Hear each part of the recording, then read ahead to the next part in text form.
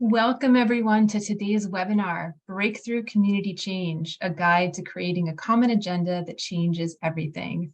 I'm so thrilled today to be in conversation with the author of this amazing book, Paul Bourne, and with a panel of guests, John McKnight, Monique Miles, and Templeton Sawyer. My name is Danya Pastuszek, and alongside Liz Weaver, I have the joy of being co-CEO at the Tamarack Institute for Community Development in a role that was held until last spring by Paul. And it's my pleasure this morning to introduce today's conversation and to be in conversation with Paul, Monique, John, and Templeton. I am joining you today as a white settler, first to the US and now to Canada. I live and work and raise my family on the traditional and unceded territory of the Algonquin Anishinaabe people, and I commit to continuing to explore and contribute to the calls to action that Truth and Reconciliation Commission of Canada has offered us. My home is just 45 kilometers from the Algonquins of the Pequot-Kanagan First Nation, which is, as I learned recently, the origin of the first Algonquin woman chief in all of Canada. I would welcome everyone listening in on this call to think about the lands that they are living and working on, and how they are embodying a commitment to truth and reconciliation as well.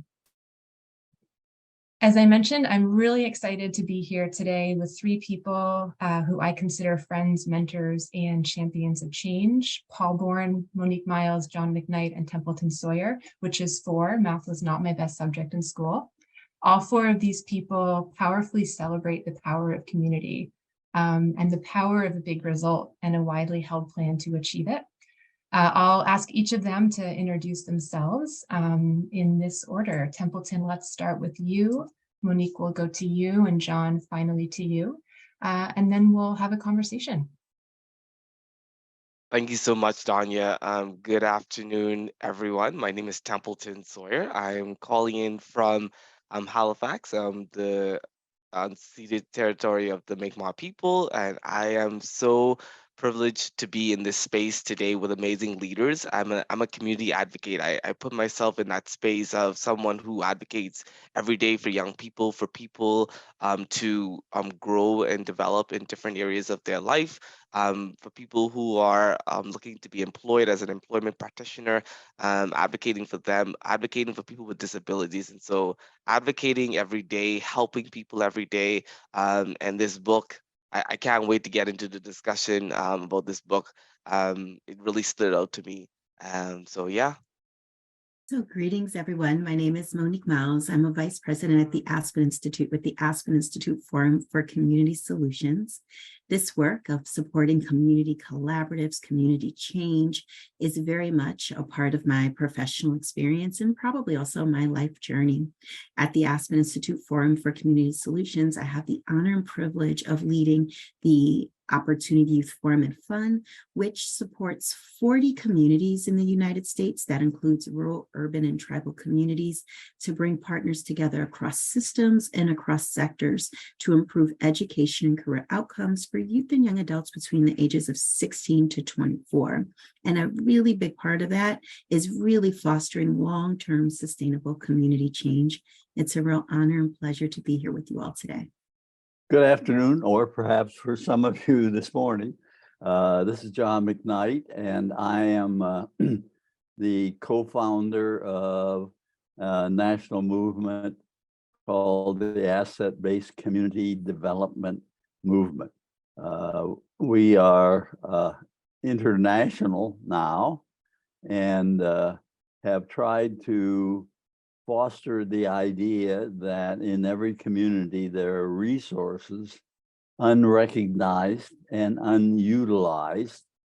And our mission is to try to lift up those resources, give them a name, let people see what they are, and then provide whatever guidance we can on how do you take what you have and use that to get what you want.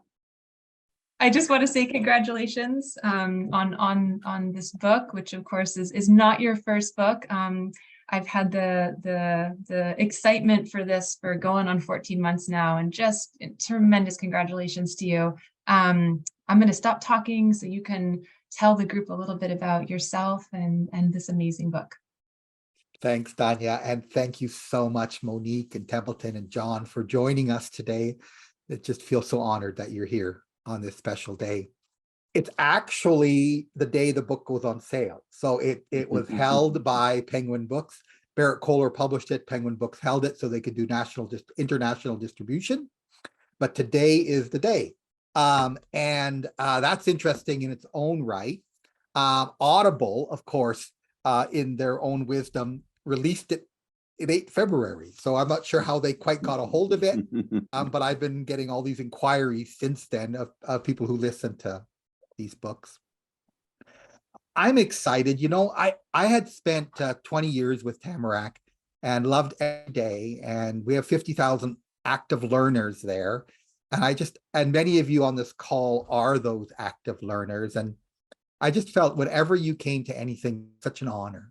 I don't know how else to say it. I just feel so honored when you care about something that is so deeply meaningful to me and Danya and the whole team.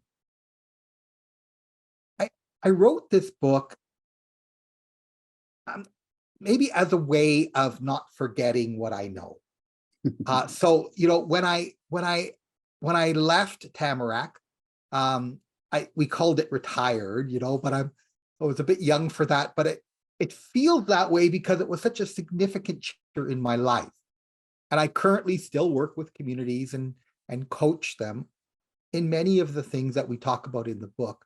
But I had coached hundreds of communities, whether they were reducing poverty or building youth futures or dealing with climate transitions or deepening community, helping them to take them through the steps of moving toward a large scale change. And so, you know, the book was, I had written parts of the book in different essays that I put together, but I had never written the whole thing. And I had promised people, like I would do an implementation paper, or I would do a kind of a grounding paper on the ideas. And then when I had the time, I just cloistered myself. It was a lovely healing thing to do after a 20-year journey, and just got it all on paper. And I was so grateful to Barrett Kohler for wanting to pull it out. I like this idea of breakthroughs. It's about wanting big change. It's about kind of asking bigger questions. It's about saying, why are things the way that they are?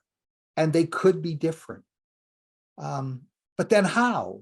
You know, and so often when we want to break through, we think of that great leader who rides in on that white horse with a hat and kind of swings it around, most often male, and saves the world.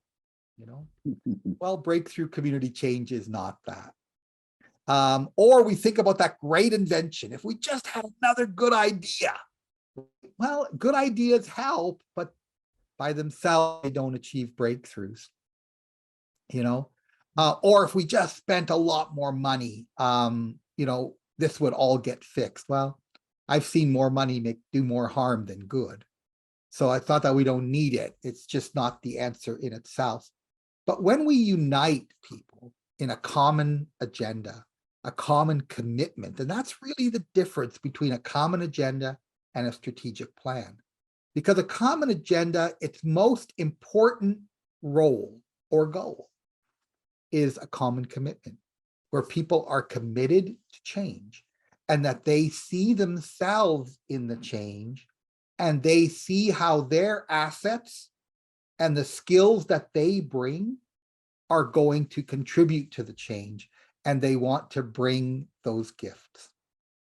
And so a lot of it is about taking the time to unite people, to have people get excited about something together and then commit to doing it together.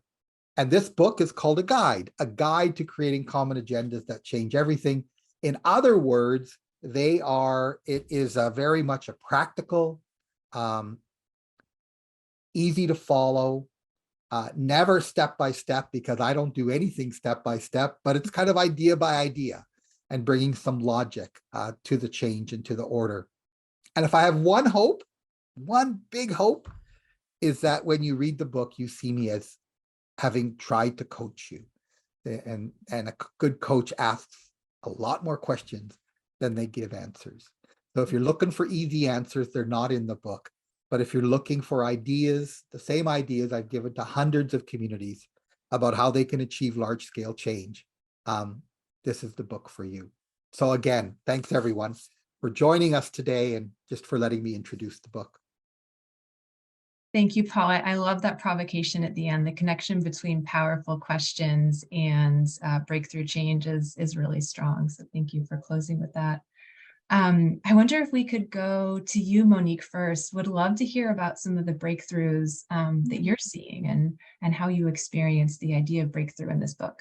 I love that. And I'm also so honored to go after Paul, because so much of what you just spoke to resonated with me deeply. And I love the metaphor of coaching, because to your point, what I believe a coach does, and this is what you talk about in such an eloquent way in your book, is they bring out the assets that already exist. You know, even John, when you're sharing your work, you're so clear that these resources and assets are already in place.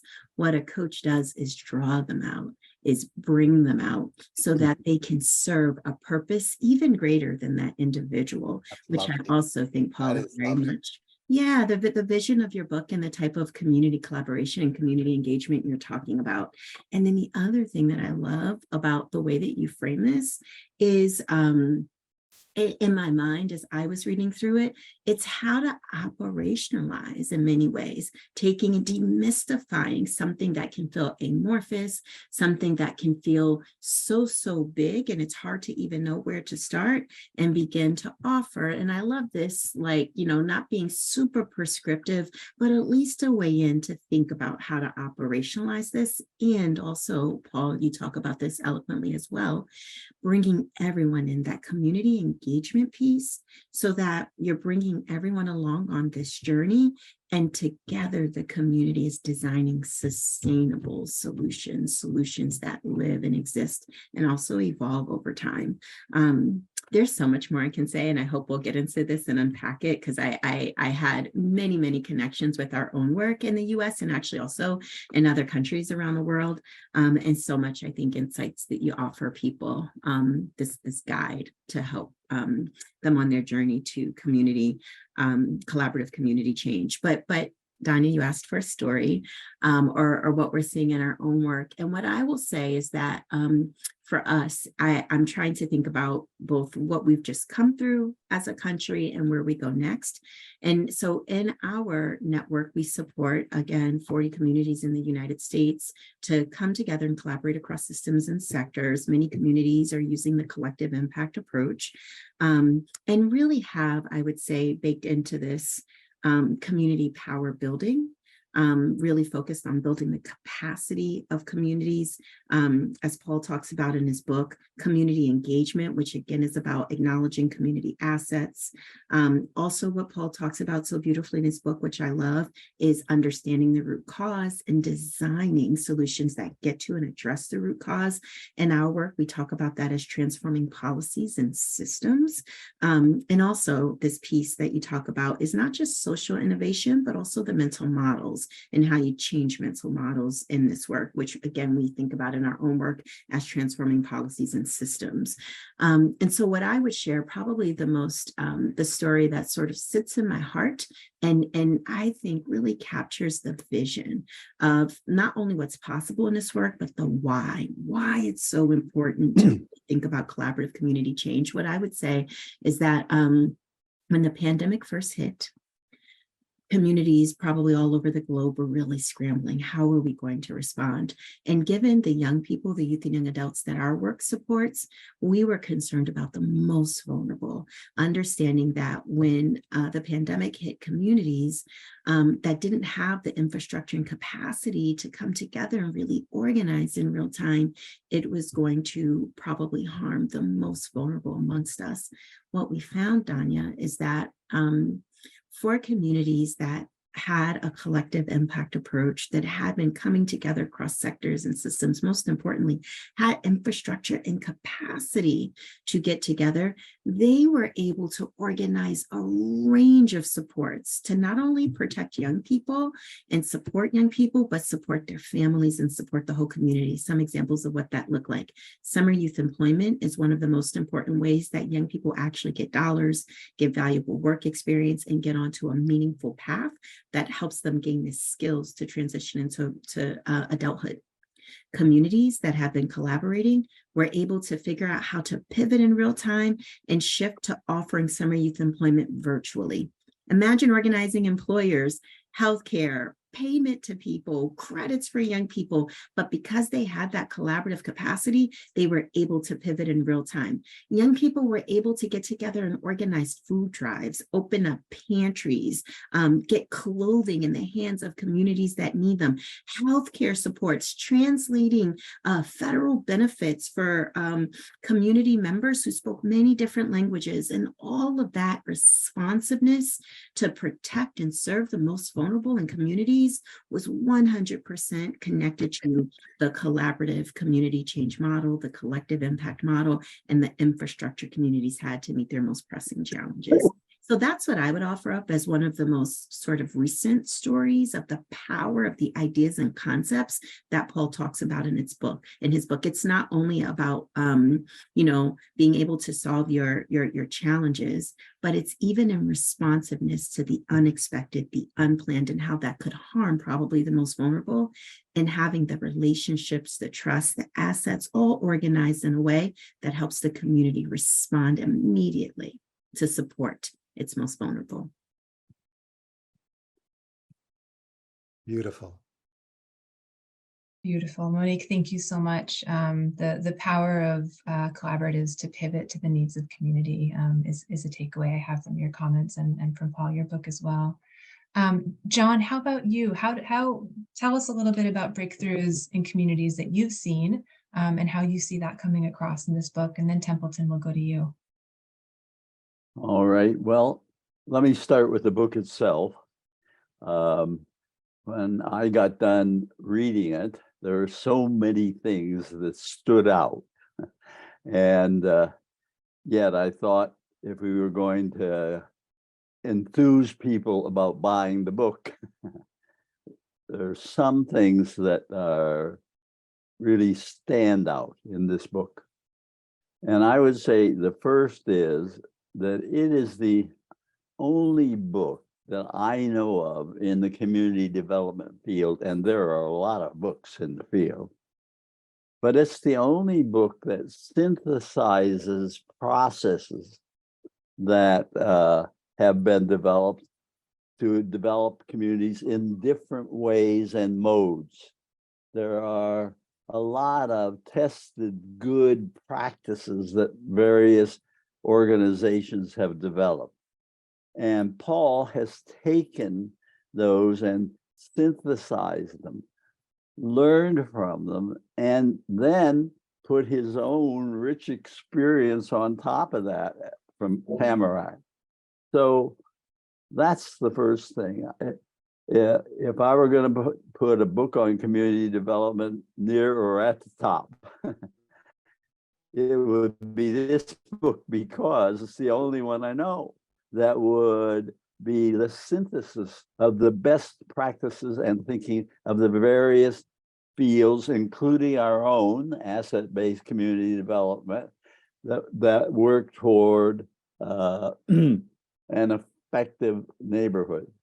The second thing I think that stands out in the book is how practical it is, how much it's about the tools and the skills that are there and needed in order to achieve community's power.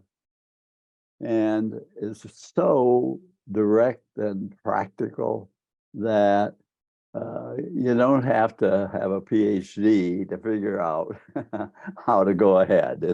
It's right there.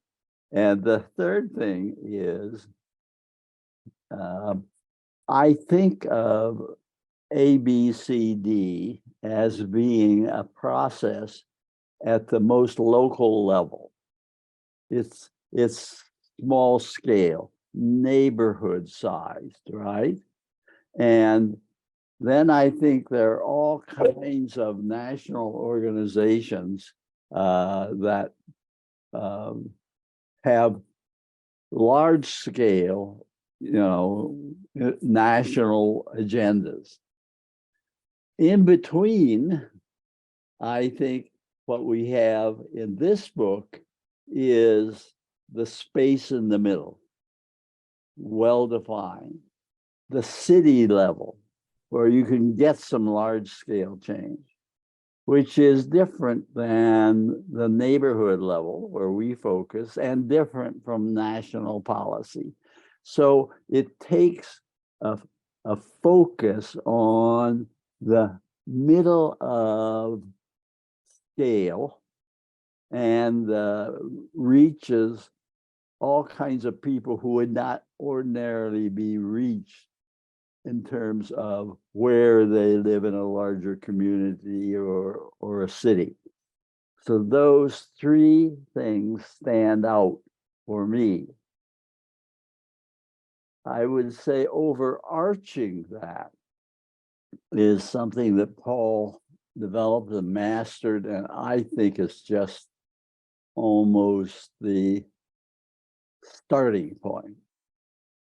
And that has to do with engaging on any table in any community, at least a quarter of the people who are the people who have the lived experience in relationship to the kinds of questions that the groups are pursuing. That is so important. In fact, I would say if you can't do that, don't do it. It's the most important thing that usually isn't done, and that Paul mastered, especially across Canada, but also in the United States, getting to the table the people who were most affected and therefore most knowledgeable.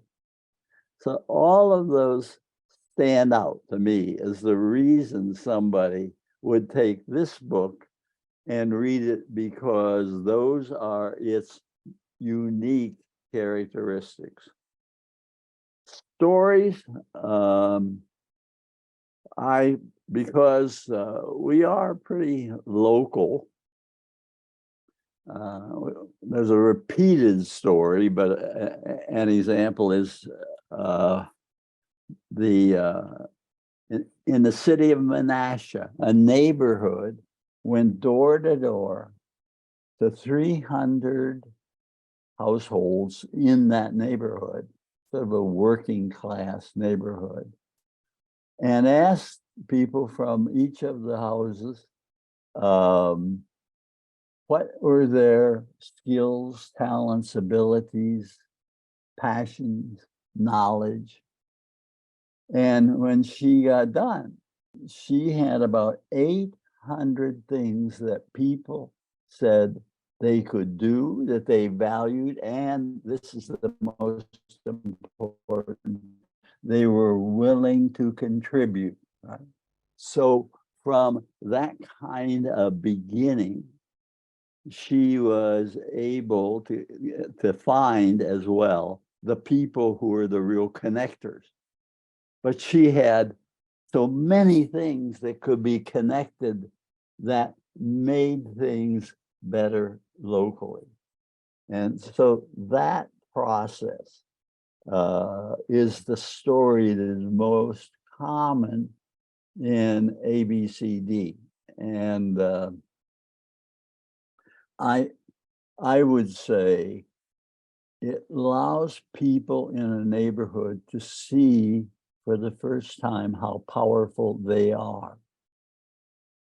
Because once each of these 300 neighborhoods saw the report on what they had to give, what they wanted to give, it transformed their sense of who they are. They're not just residents in a house, but they are gifted people. And the problem is connection. They're not connected. And so an essential of the most local activity is connectors and their ability to take the assets that are there and begin to put them together. To anybody who's in our audience, when you walk out of your house or apartment tomorrow, would you look up and down the street? Because what you're looking at is 32 households with 102 gifts, unmobilized, ungiven.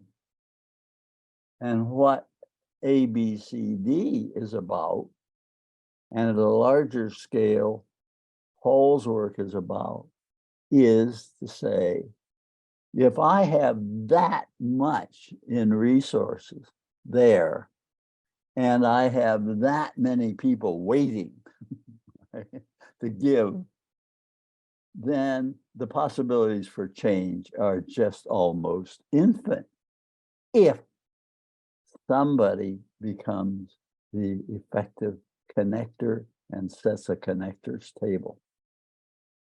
So that's our story. Wow. Wow. I definitely cannot hit the note on that, Paul, but I'll try my best. I'll try my best to hit the calming of this. This is really eye-opening, I would say, for sure. And I totally agree with you, Paul, when you talk about and John, I totally agree with you when you talk about the gifts and the assets. And that's where I read some of the stories of the individuals in the book, especially in chapter 2, where it provides a lot of learning journey. And I love how you call it learning journeys, that everyone's learning, and it's a journey that they're going on, they're growing and they're evolving to another level. And reading about Marcy's story, in particular in the book, and hearing her story as someone who's hungry to advocate for people of poverty, and to advocate for people who want to be changed, and to see her background and her gifts and her assets, I would say, to want to go. And we need more of those individuals to advocate. And I think this breakthrough book is a guide, and not even a guide. I think it's a walking book that everyone should carry with them as they continue to walk with through the path of community development, and reading the parts of the 4 parts. I think it's the 4 parts of to follow. I think that's something that stood out to me. That's really something that resonated with me, because you say these things, but sometimes you don't know how to actually use them as actionable ways. And I love a part of the book is that it talks about experience, but it also implements the action towards those experiences as well. And I think that really resonates with me. And that's what you talk about breakthrough. Breakthrough requires that knowledge, that experience, but also requires the action for you to move forward and for it to actually become something, and challenging your mental models. I love that part. I love that stanza of challenging our mental models, challenging ourselves through difficult situations, through difficult series of what life. And I always say, in this difficult life, we always have a way of wanting to see ourselves to move forward. And I was listening. I had a phone call yesterday with my brother from the United Kingdom, and he was talking about something about when we want to change, we ask the question, why not?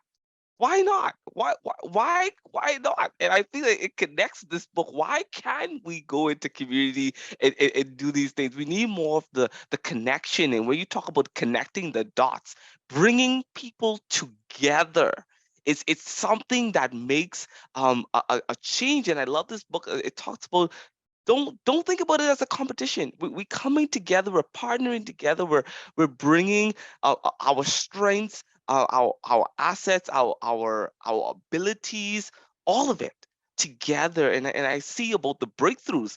There's a lot of breakthrough that's happening in the communities that I'm connected with when it comes down to entrepreneurship. Young people who are on fire to start initiatives and grow their entrepreneurial venture. I'm wanting to grow my entrepreneurial venture in supporting homeless people in education, housing, and employment, and bringing that together, and seeing people who are wanting to learn about more digital literacy.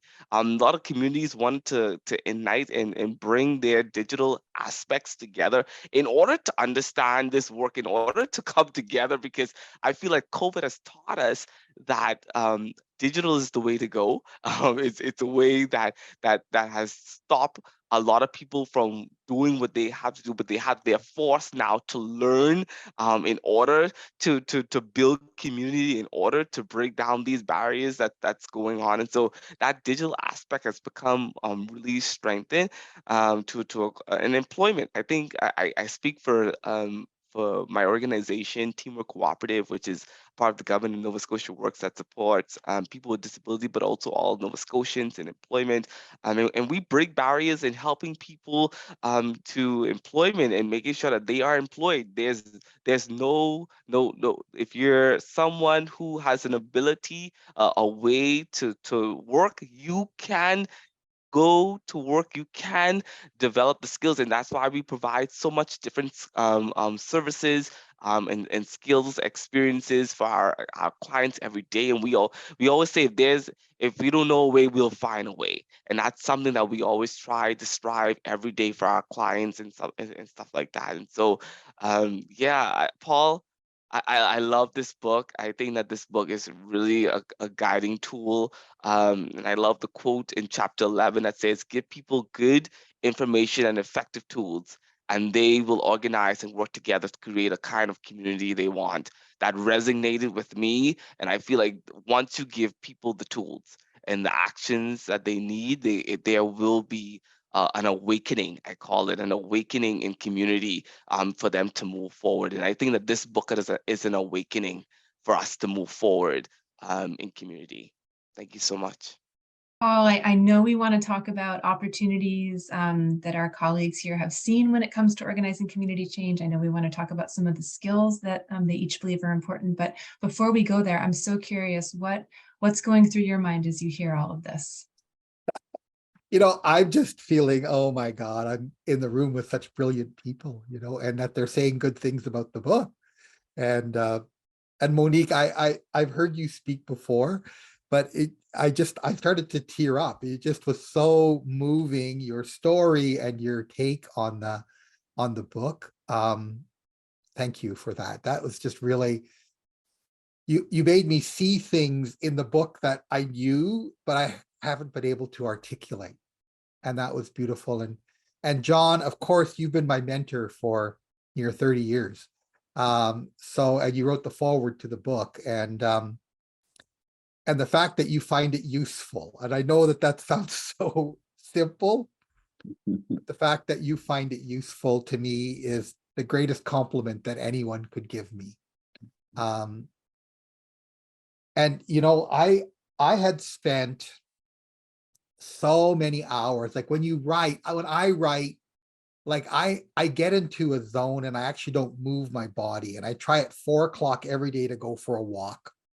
I try to write 1,000 words a day. I have all these disciplines that I use, and I just keep going until it's done.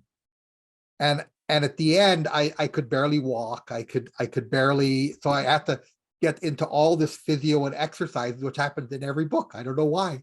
I'm so many hours in one place. Mhm. And I ask myself often, is it worth it?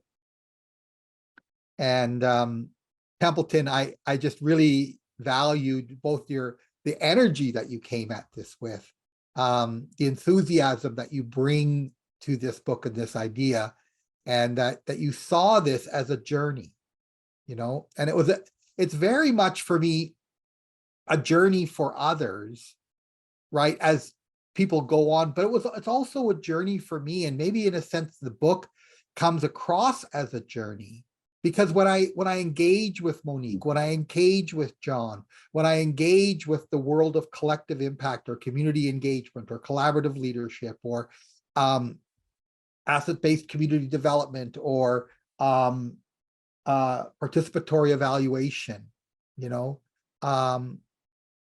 these are journeys of my life. And David Brooks works through an idea called weavers, you know, and I love the idea of weavers because in a sense, when you bring all these community development methodologies together, as John was saying, it's the weaving of them in any given situation that creates the beautiful art that comes out. And there's nothing more beautiful than coming into a community and seeing people who know how to do this and watching them, or groups of people that know how to do this and watching them and having them share. And then what happens is there's a whole bunch of breakthroughs. Not one.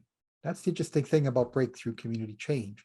It takes a whole bunch of breakthroughs to create the breakthrough that you want. Lots of things start to change, right? And Danya, you know, this is the work of Tamarack and the work that you've dedicated your life to as well.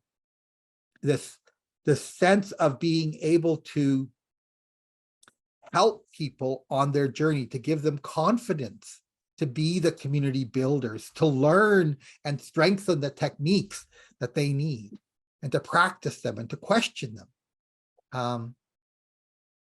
And then when they start to unite in a community, that's the art. That's when things really begin to change and the world becomes better. So I'm feeling overwhelmed and grateful, and in many ways, for the first time since writing the book, it feels worth it. So thank you. Thank you to the four of you. Oh, thanks, Paul. I know that we had energy to talk about the opportunity of this moment that we're in. And I wonder, Monique, John, and Templeton, if you could each just take a minute or two to share an opportunity or a challenge that you see in this particular moment to doing breakthrough change work. Well, let me identify the one that I think we in the ABCD movement are focusing on now. And that is, what is the difference between a neighborhood organization and a neighborhood culture? And so we're very interested in people who have ideas about culture building. What are the practices that lead to a culture? And a culture does two things. It pulls groups of people together through activities that endure, those two things. And so I identify that as an area of inquiry. No, I as I reflect on this, I think that I challenge storytelling. Storytelling is really important in order for there to be breakthroughs through community, telling the story and not being afraid to share your story, and crafting that in your own comfortable way. My partner and I, we talked about that the other day, and they talked about it, and they were comfortable. They recorded their own story to me last night, and I was listening to it this morning about them with their lived experience in being a homeless individual, and seeing the breakthroughs of how they became from homeless to now being a part and ally and being an advocate for homeless people. And so telling that story and knowing where you're comfortable to telling that story is really important, and it brings a different way of sharing the breakthrough of where you. But so you have to acknowledge your where you've come from, and know how you are growing and evolving. So yeah. Yeah. So one of the challenges that we've seen, and again, I think Paul in such an elegant way addresses this in the book, is the idea of getting to the root cause and ensuring that how you are coming together to collaborate is going to address the root cause, even as you also have to do the work of addressing all of the other challenges or problems that the root cause has generated. And you must do both of those things. And so what we've seen in our work, or how we think about that challenge, first and foremost, in order to address the root cause in our work, we think a lot about understanding history. One of my favorite authors writes about this, Adichie. She talks about the idea of secondly. And so when you are bringing together community and thinking about community engagement, and actually to what John said earlier, we only ever want to prioritize voices of people with lived experience. The people in place have the knowledge of how to address their most pressing problems. And that is a very important starting place in this work. And the idea that as you are bringing together different constituents, as you are trying to design for solutions that address the root cause and all of the other challenges that the root cause issue has created over time, that you understand history and that helps to meaningfully inform the solutions. And I think the challenge truly in doing that work is that I think sometimes the sector, the nonprofit sector more generally, is not organized in a way that creates time and space to understand history, creates time and space to support building the collaborative infrastructure. Paul talks about this in his work, the relationship building, the trust building. We know that takes a really long time. And then some of the incentives in the sector do not support the ways in which you need to create organic, community-based relationships.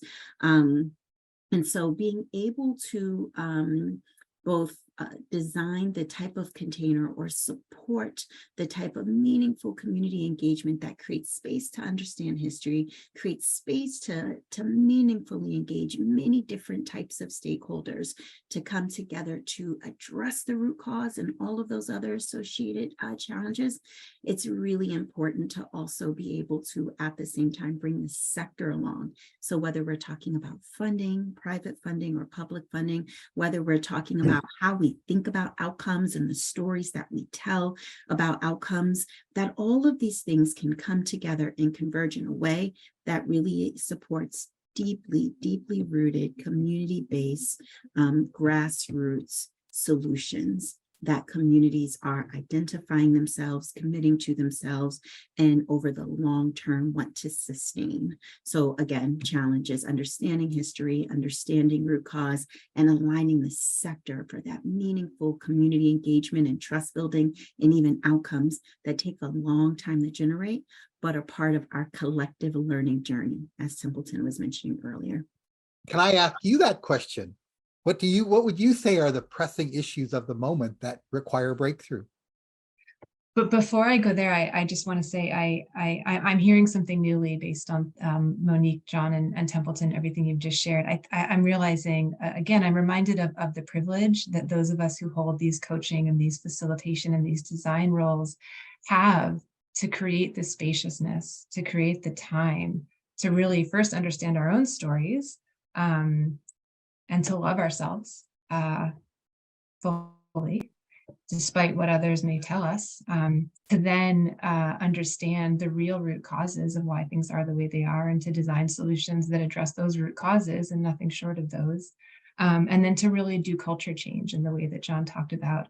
I appreciate that frame, Paul. I think you get to this really profoundly in the book as well. The privilege and the opportunity and the joy that comes from holding these coaching and designing and facilitation roles to create the spaces that allow for that spaciousness to do that work. And maybe that's the answer to your question, Paul. There you go. And your journey right now. Mm-hmm. I want to just fit in one more question here. And ask each of you, you've spoken really powerfully to the mindsets that underlie the ability to support breakthrough change. You've shared some stories of that. You've touched a little bit on skills, but I know we were keen to talk about the skills that each of you are realizing, and including you, Paul, really are helpful in terms of sustaining breakthrough change work. So I'd love to go there. If you could each share a skill that you're finding right now helps to enable breakthrough change work.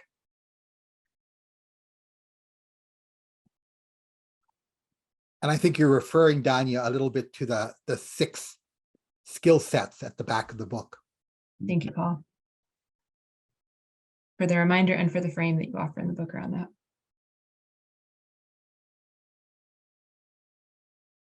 For most of the things that we would do at the very local level, I'd say that that the primary skill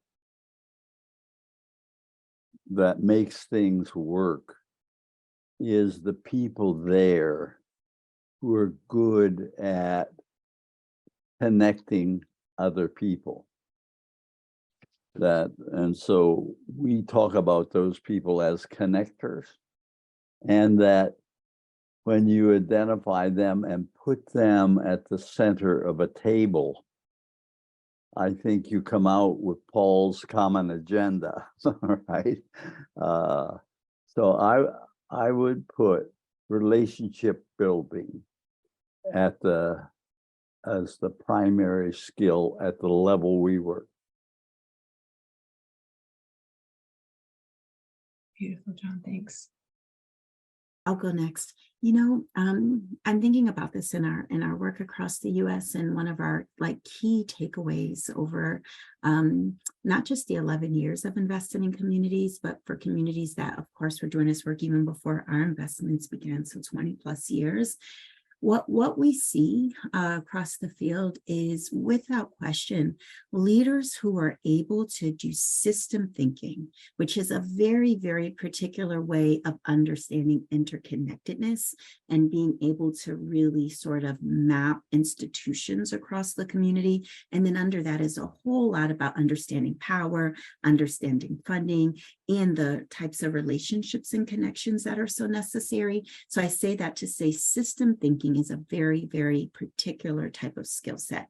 However, embedded in that, for leaders to be able to go far, and going far actually means both going slow and bringing the community along on this journey, they also have an extraordinary ability to build relationships and connect dots with a real empathy. You know, this work is about thinking differently. This work is about centering different types of voices. This work is about a different level of ownership that changes power structure, that changes how decisions are made, that changes how work is understood and communicated. So I say that to say, when I think about skill sets, what we've seen is, yes, these are system thinkers. They understand systems in such a nuanced way. They really do see the forest from the trees and are able to design accordingly, but they also have deep empathy. And that empathy is what not only drives their ability to connect with others, but support people to connect across differences, connect across ideas, connect across beliefs, connect around data, etc. And it's the ability to bring and bridge those two different ways of both thinking and being where we've been able to see some of the greatest impact. Beautiful.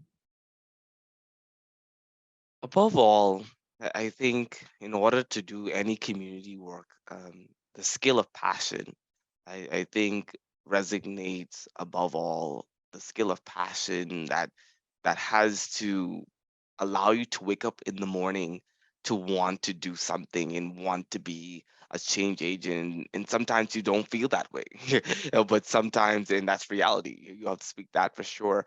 But just a nudge of passion that wants you to go forth and wants you to build. And I think that I carry a skill of passion every day as I do this work, and I think that that's what a lot of community leaders know. Like, yes, this work is hard. Yes, this work is difficult. Yes, we totally agree. But once you have the skill of passion, I think this is what the breakthrough book speaks about, the passion of where we can go. And so yeah, that's what I leave with today. Danya, I'm just going to quickly jump in and thank you all for that. the one that I'm struggling with the most these days, and the one that I believe is going to change the world, is collaborative leadership. And what I'm so convinced of more than ever is that we don't need any more great leaders. We need lots of great leadership. And that means leadership is people connected, working together, sharing commitment for the future. And so a lot less great leaders and a lot better leadership. A lot more leadership, maybe is a better word of saying it. That's great. That's why that collaborative voice matters, because what you're saying, Paul, is you're creating space for everyone to lead. Yeah. And, there's this saying that I got early on, don't feel sorry for the communities that don't have great leaders. Feel sorry for those who need them. Mhm. And I remember growing up with that and just thinking, what an interesting twist, right? And I was, of course, we all need great leaders. Well, there's something about great leaders and that people follow that is dangerous. And there's something about great leadership that is shared. And whenever we see shared leadership, we have a much greater chance of seeing equity and hope in the world. Such a powerful theme around the need, the imperative to share power, to recognize where power is and to share it. John, I see you trying to come in here. I'll go to you first, and then I was going to say, if everyone could just one last closing comment, that would be amazing. John, can we turn to you first for a last couple of words you'd like to leave our learners with here? Are you addressing me?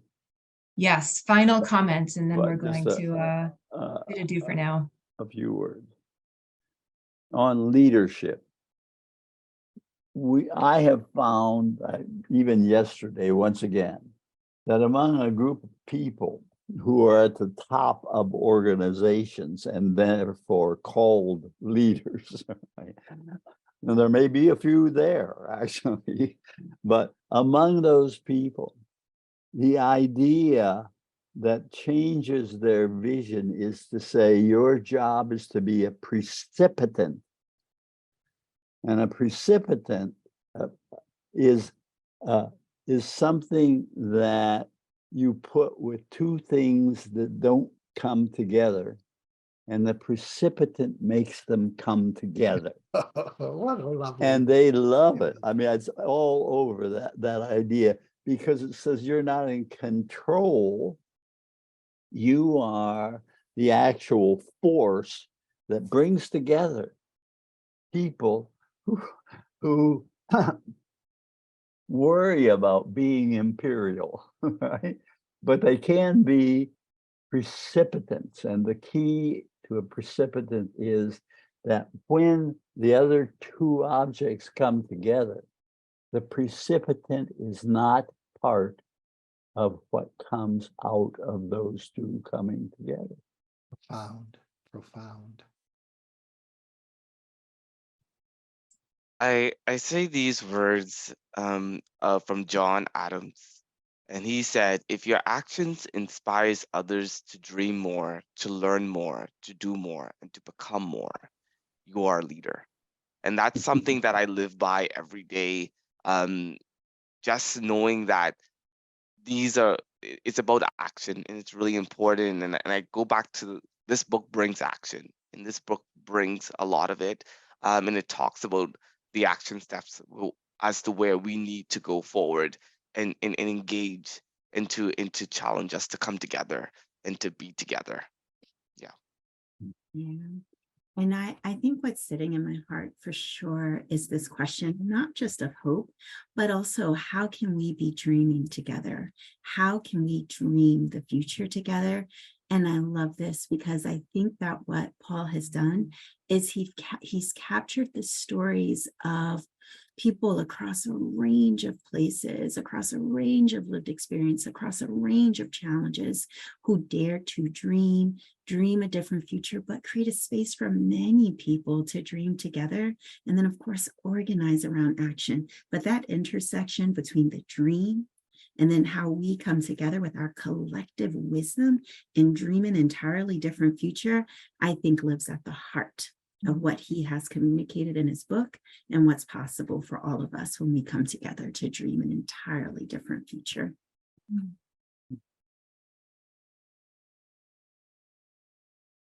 Paul, over to you for final Well, thoughts, and then I'll I mean, close us first out. of all, Danya, thank you to you and to Tamarack for hosting this book launch on this official day. So I deeply appreciate it, for the whole team and your commitment. And of course, Monique, John, and Templeton, an honor, a true honor to have you here, to listen to you. You've lifted my heart. And, when you launch a book, you begin a whole nother journey, and it's exhausting. So you've put fuel in my tank, with a desire to go forward and share this story with other people. You've given me confidence. Thank you for that. And thank you for you. Yeah.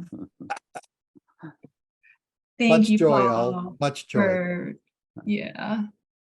Thank you, Paul, for this book, for compiling so many stories and sharing your reflections. Monique, Templeton, John, thank you for all that you do in community, holding so many roles, offering so many ways of centering those most impacted, and shifting power toward a future, a co-created future that we can dream together and achieve together. And thank you to everyone who's joined to listen in on this conversation. And thank you for what you do in your communities to co-create a different kind of future, the future that's possible and just and necessary, and to work in action together toward it. If you'd like to purchase the book, we'll provide information in the notes to this conversation about how to do that. If you are in Alberta or have plans to be in Alberta, we are just thrilled here at Tamarack to be supporting Paul and our dear friend Mark Kabaj on a series of 2 workshops. One will be in what's colonially known as Edmonton, and one in what's colonially known as Calgary. And you can see the dates here coming up in just a couple of weeks here. We are also at Tamarack bringing together a conversation of grassroots community organizers, community members, municipalities, and everyone else who thinks about the power of neighboring that John and others on this call described so well. We would love to see you June 6th to 8th in St. Albert, Alberta, to co-create together and to think together about the power of neighboring in creating the kinds of changes that we want to see. The last thing I'll say is, since we don't have the chance for live chat on this conversation, Paul is amazing at responding to email. He'd love for you to be in touch with any questions that you weren't able to ask by joining live, and we'll make sure you have his email as well so that you can reach out. Thank you everyone for being here today. Thank you for what you do in community, and we will see you very soon. Thank you all. Thank you so much.